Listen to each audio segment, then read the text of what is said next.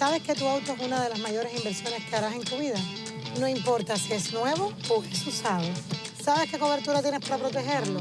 ¿Sabes cuánto pagas por cuya cobertura? ¿Conoces a tu agente de seguros? Opportunity Insurance está aquí para contestarle todas sus preguntas. Bienvenidos.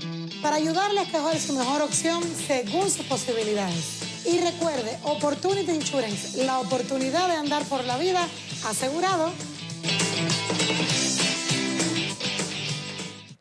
Regresamos con Agárrate. Muy pronto es el Día de la Madre. A lo mejor tu mamá quiere una buena cartera de diseñador, a lo mejor tú que eres madre quieres una buena cartera de diseñador o un Rolex. Bueno, visita la página web de Maru Consign. Allá hay bellezas en carteras de diseñador y de relojes marca Rolex. Su origen está certificado, están a muy buen precio, en perfecto estado y te lo van a enviar a cualquier parte del mundo excepto a Asia. A lo mejor tienes una buena cartera de diseñador o un buen Rolex y necesitas el dinero en efectivo, comunícate con Maru Consign. Ellos certifican el origen de la cartera o del reloj y van a negociar contigo.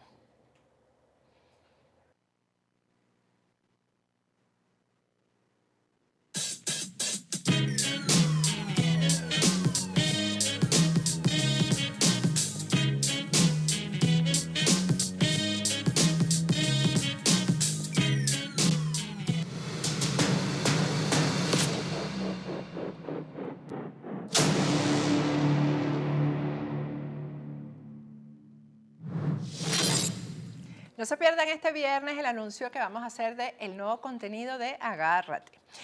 Vamos a conversar con William Cárdenas, que se ha convertido en una fija de este programa. Vamos a tener que empezar a pagarle su sueldo a William. Buenas noches, William, ¿cómo estás? Buenas noches, Patricia. Encantado de estar contigo. Sobre todo porque te trasnochamos ya por lo menos una vez por semana. William, designaron ya a los magistrados del Tribunal Supremo de Justicia, bueno, la Asamblea Nacional de Nicolás Maduro, y pues ya se demostró que es un reciclaje. Son los mismos magistrados colocados en diferentes salas, incluso dejaron a Michael Moreno en la sala penal. Y pues la pregunta, tú y yo habíamos hablado del tema con anterioridad, la pregunta es qué pensará de esto la Corte Penal Internacional, ¿no? Vamos a poner en pantalla, antes de escuchar el análisis de William, la maqueta de cómo quedó el Tribunal Supremo de Justicia del régimen, ¿no? Gladys Gutiérrez preside la Sala Constitucional y la conforman Lourdes Suárez, Luis Fernando Bustillos, Calixto Ortega y Tania de Amelio. Bueno, todos los nombres tienen que sonarles a ustedes.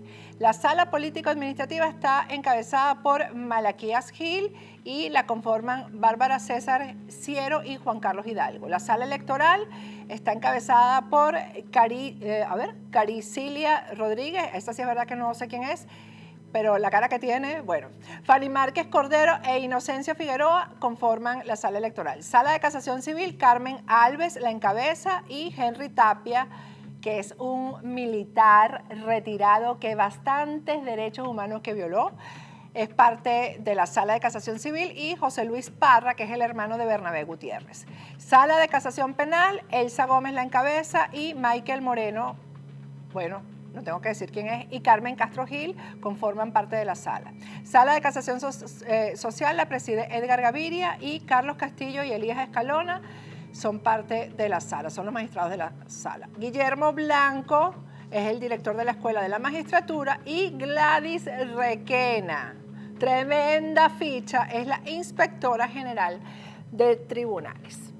¿Qué significa esto a nivel de derechos humanos, a nivel de derecho a la defensa, a nivel de la implementación de la verdadera justicia en Venezuela, William?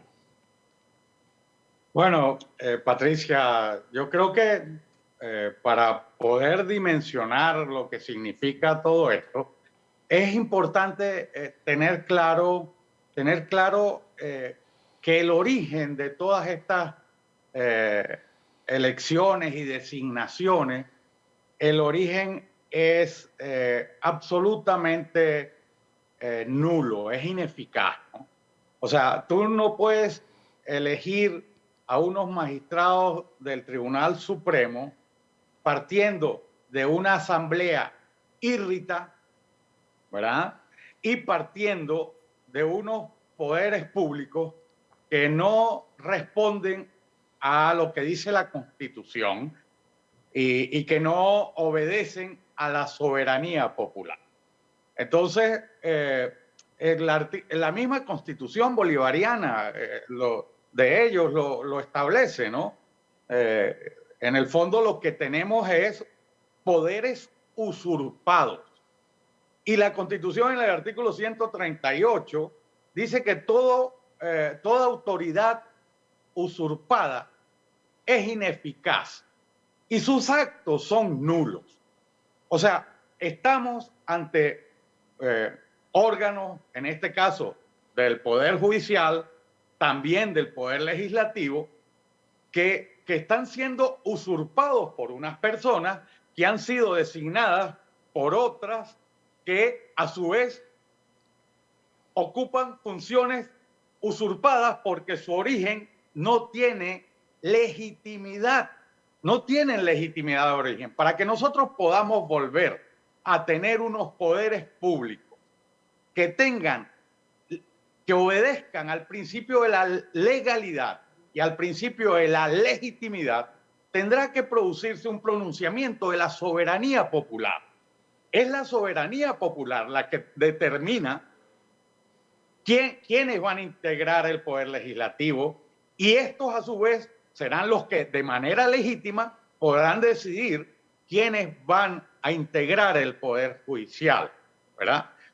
Entonces, ante esto que te estoy diciendo y que es elemental, ¿no? en derecho constitucional y en derecho público, bueno, pues lo que tenemos es un ejercicio para tratar de enmascarar una realidad que hemos estado viviendo durante 20 años en Venezuela. No olvidemos que en Venezuela, yo creo que todos recordamos aquel episodio de Chávez no se va, cantado a voz en cuello en la sede del Tribunal Supremo de Justicia, ¿verdad? Ya para entonces el régimen había logrado captar al Poder Judicial y que el Poder Judicial se convirtiera en un instrumento del Poder Ejecutivo. ¿Y por qué tanta importancia? ¿Y por qué interesaba el Poder Judicial? Bueno, el Poder Judicial interesaba tanto porque es el que te garantiza la impunidad, el que te garantiza que tú puedas cometer crímenes y que no seas sometido a la jurisdicción penal venezolana y bueno, aquello te permita un estado de absoluta libertad para hacer lo que te dé la gana. Estas cosas las hemos venido viviendo los venezolanos durante muchísimos años y ahora resulta que el régimen se encuentra ante una situación bastante comprometida porque ahora resulta que hay una Corte Penal Internacional que está anunciando que les va a iniciar investigaciones por los crímenes de lesa humanidad que han ocurrido en Venezuela durante los últimos años. Bueno, ante esto, una de las estrategias a las que han acudido ha sido la de tratar de enmascarar la situación y la realidad venezolana, diciendo que se está reestructurando la justicia, de que los poderes públicos, bueno, pues ahora van a ser, en este caso, un poder judicial imparcial y transparente que va a administrar justicia, cuando todos sabemos que no es cierto, que son los mismos actores, incluso son hasta los mismos magistrados los que van a componer este nuevo poder judicial. Esto no pasa de ser, bueno, eso una estratagema para tratar de eludir la acción de la justicia, pero yo creo que esto tiene un camino y un recorrido bastante corto. Ya el fiscal Karim Khan, y lo conversamos la semana pasada, anunció que la Fiscalía de la Corte Penal Internacional no consideraba estos anuncios y estos propósitos del gobierno venezolano como válidos, que para la Corte no son válidos. Es más, que ya hay antecedentes de situaciones parecidas en la Corte y que no se estiman estas ofertas de justicia a futuro. No, ellos, toda esta gente está comprometida en ese manto de impunidad, porque al estar los funcionarios de la cadena de mando, que probablemente algunos de ellos van a estar señalados por Karim Khan, ¿verdad? Y a algunos de ellos se les van a formular cargos. Bueno, ¿por qué? Porque entre otras cosas han sido colaboradores y cómplices de que en Venezuela haya existido ese manto de impunidad. Resulta que para poder juzgar en Venezuela a funcionarios de esta categoría, funcionarios del Poder Judicial, funcionarios del Ministerio Público, altos oficiales de las Fuerzas Armadas, hombres ministros, el presidente de la República, el vicepresidente, hombres claves dentro del Poder Ejecutivo, bueno, pues hay que acudir a un procedimiento que todos hemos conocido, que se llama el antejuicio de mérito. Bueno, en Venezuela jamás se produjo un antejuicio de mérito contra estos señores que por acción o por omisión permitieron que se cometieran todos esos crímenes. Ninguno de ellos inició una acción ante el Tribunal Supremo de Justicia. Los fiscales, por un lado, y los mismos magistrados que permitieron. Hay magistrados que eran presidentes, algunos de los que van a repetir, eran presidentes del Tribunal Supremo de Justicia cuando se produjeron las muertes del año 2014. Y nadie denunció ante el Tribunal Supremo de Justicia a la cadena de mando. Tampoco se produjo esa denuncia a partir del año 2017. O sea, lo que ha ocurrido es extender un manto de impunidad para impedir que esos responsables, porque algunos de ellos no solo son responsables por complicidad, por colaboración, sino que son responsables por haber actuado en el sentido de haber dado órdenes, haber girado instrucciones para que se atacara de manera sistemática y generalizada a la población civil. Entonces, esto tiene un camino en derecho, un camino bastante breve, ¿no? ¿Tú consideras que esto es un indicio para la Corte Penal Internacional, un indicio en contra del régimen de Maduro? Bueno, la Corte se va a encontrar ante un gobierno que va ahora a tratar de simular que ellos van a investigar, que ellos tienen un poder judicial capaz, eficiente, transparente e imparcial. Y ese cuento, el primero que no se lo comió fue Khan. Y los que no se van a comer esta historia, esta película, ¿verdad? Esta película son magistrados que además en la corte ya han decidido en situaciones de esta naturaleza. En el caso de Katanga, por ejemplo, caso Katanga de la República del Congo, o el caso Kony de Uganda, ya la Corte se ha pronunciado diciendo que la Corte solo se pronuncia sobre hechos realizados, concretos y tangibles, no sobre promesas de que yo voy a juzgar, ni de que yo voy a hacer y que ahora yo sí soy bueno. Bueno, ese cuento se lo venderán a otros, pero a gente que trabaja con los elementos de la justicia internacional y del derecho penal internacional, bueno, pues son argumentos que no tienen mayor recorrido. Ahora, por supuesto que van a tratar de hacer valer sus argumentos. Es más, en la composición de este nuevo tribunal tenemos que tomar en cuenta, por ejemplo, hay una magistrada, Gladys Gutiérrez, ¿no?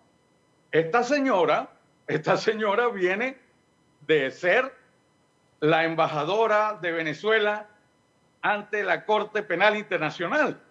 O sea, en la Corte Penal Internacional y el Estatuto de Roma lo integran 123 estados. Solo hay un estado que tiene un embajador acreditado ante la Corte Penal Internacional. Ese estado es Venezuela. Bueno, esta señora era representante y me imagino que tratarán de hacer valer ese crédito, ¿no? De que la señora estuvo allí, pero resulta que la señora también fue presidente del Tribunal Supremo de Justicia desde el año 2014. Era la presidenta del Tribunal Supremo de Justicia hasta el año 2017. ¿Y esta señora por qué no impulsó ninguna acción para que se investigaran todos los crímenes que se habían cometido en Venezuela? Y el señor Michael Moreno, por ejemplo. Está presidiendo la Sala Constitucional, que no es cualquier cosa. Claro, los han colocado en unos puntos claves y al señor Michael Moreno en la Sala de Casación Penal, ¿verdad? Y bueno, y este señor Michael Moreno, ¿por qué? Ya no vamos a hablar del compromiso y de la colaboración y la complicidad, es evidente, ¿no? Sino de la omisión. Estos señores han mantenido ese estado de impunidad terrible que ha permitido que ningún alto funcionario de la cadena de mando pudiera ser investigado. Entonces, la jurisdicción de la complementaria de la Corte Penal Internacional se activa cuando el Estado o no puede o no quiere llevar adelante las investigaciones como ha quedado demostrado. O cuando las ha llevado adelante, las lleva con el propósito de sustraer a los verdaderos responsables de los crímenes y culpar a otros, ¿no? Y eso también ha ocurrido en Venezuela. Entonces, bueno, pues sí, están haciendo su parodia, ¿no? Su parodia. Yo recuerdo que en los ataques para tratar de establecer esos controles férreos en el Poder Judicial, en Venezuela ocurrieron cosas terribles, como la del caso de la jueza Fiuni. Cuando la jueza Fiuni dictó una sentencia que no obedecía a los deseos expresos, además, en aquel momento, del presidente de la República, bueno, pues terminó en la cárcel, torturada, violada, maltratada, y todavía la mantienen sin poder salir del país. Le impiden que pueda salir del país. Bueno, ellos se han manejado de esa manera. Ahora, ¿qué quieren? ¿Qué quieren? ¿Que nos creamos el cuento de que ahora sí van a hacer justicia? No, que se vayan olvidando, que sepan y que tengan claro de que van a tener que responder ante tribunales serios, ante una jurisdicción muy seria, ¿verdad? Y allí no pueden llegar con estos cuentos. O sea, en estos días presentaron unos documentos y aquello era un refrito, ¿no? Era un refrito, no tenía absolutamente nada. Y resulta que en el fondo lo que sí se entiende es la desesperación de ellos, porque saben que estos crímenes son imprescriptibles. Están como quemando tiempo. Claro, están tratando de ganar tiempo, sí, y están tratando de utilizar los mecanismos que válidamente ofrece el Estatuto de Roma. Ahora mismo acaban de solicitar la inhibición del fiscal Khan. El fiscal se opuso ya. Posteriormente tendrán otra oportunidad para que el Estado, como Estado, se pueda defender, ¿verdad? Tratando de cuestionar la admisibilidad de la causa dentro de la Corte Penal de conformidad con el artículo 19 del Estatuto de Roma, pero después se caerán las caretas, porque vendrá la fórmula. Si el fiscal prospera en sus peticiones y la Sala de Cuestiones Preliminares le admite su investigación tal y como está planteada, bueno, lo que vendrá después será la formulación de cargos. Y como estos no van a comparecer, porque ellos son muy listos y son muy vivos y se las saben todas, bueno, vendrán las órdenes de captura, ¿no? ¿Y qué les espera a los magistrados del TCJ, William?